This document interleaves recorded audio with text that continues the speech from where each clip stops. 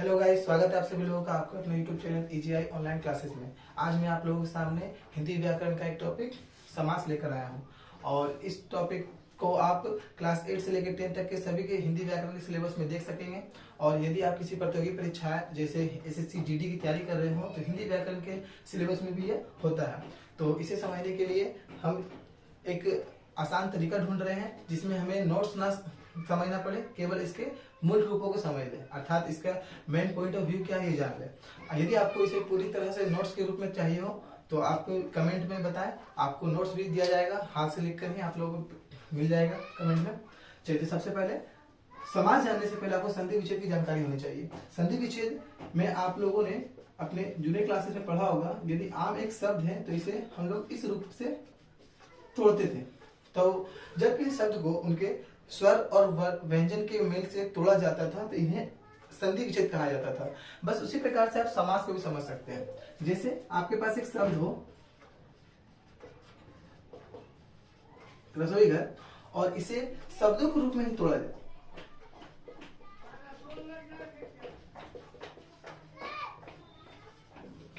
रसोई के लिए घर, तो इस प्रकार से आप कह सकते हैं कि जब दो या दो से अधिक वर्ण और स्वरों के मेल से कोई नया शब्द बने तो वो संधि कहलाता है और इसे तोड़ने की प्रक्रिया या इसे विभाजित करने की प्रक्रिया संधि विच्छेद कहलाती है। उसी प्रकार से जब दो या दो से अधिक शब्दों के मेल से एक सार्थक शब्द बने तो इसे हम समास कहते हैं और इसे तोड़ने की प्रक्रिया को हम समास विग्रह कहते हैं। तो इसी एक उदाहरण में आप तीन चीज जान सकते हैं।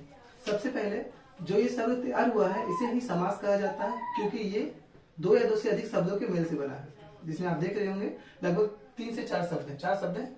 और यह जो पूरी प्रक्रिया हुई है रसोई के लिए घर, जब यह तोड़ी गई है अर्थात विग्रहित की गई है तो इसे समास विग्रह कहते हैं। और इसमें जो अलग अलग मुख्य शब्द होते हैं जैसे रसोई और घर, उसे ही हम समासिक पद कहते हैं अर्थात समासिक शब्द कहते हैं। आप इसे पद या शब्द दोनों कह सकते हैं।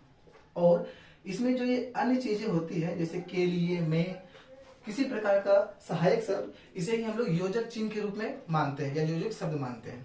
इस प्रकार से समास में आप समझ सकते हैं कि जब दो या दो से अधिक शब्दों के मेल से एक नए शब्द का निर्माण हो तो इसे समास कहते हैं। और समास के शब्दों को अलग अलग भागों में बांटना समास विग्रह कहलाता है। और समास के बटे हुए भागों में जो अलग अलग मुख्य शब्द होते हैं उसे समासिक पद या समासिक शब्द कहते हैं।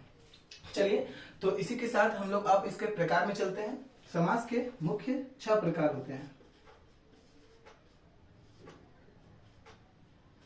सबसे पहला तत्पुरुष समास, उसके बाद कर्मधारय समास। देखिए, समास के प्रकारों का क्रम सभी तरह से अलग अलग बताया जाता है, हम अपने पॉइंट ऑफ व्यू से बता रहे हैं जिससे कि आपको समझना आसान हो। बहुव्रीहि समास, और चौथा होता है द्विगु समास, 5वां द्वंद्व समास और अंतिम होता है अव्ययी भाव समास।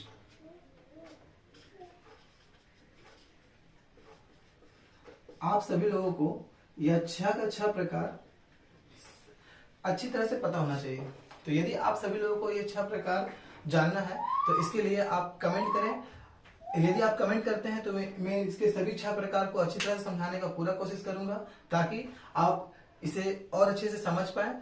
और इसी आपके कमेंट के द्वारा ही मेरा कॉन्फिडेंस बिल्ड होगा, जिससे मैं समझ सकूंगा कि मुझे इसके ऊपर और वीडियो बनाना चाहिए। तो फिलहाल के लिए मैंने आपको इतना ही समझाया है कि समास क्या होता है, समास विग्रह क्या कहलाता है, समासिक शब्द किन्हें कहते हैं और योजक चिन्ह क्या होते हैं। चलिए, इसके साथ अपने वीडियो का एंड करते हैं।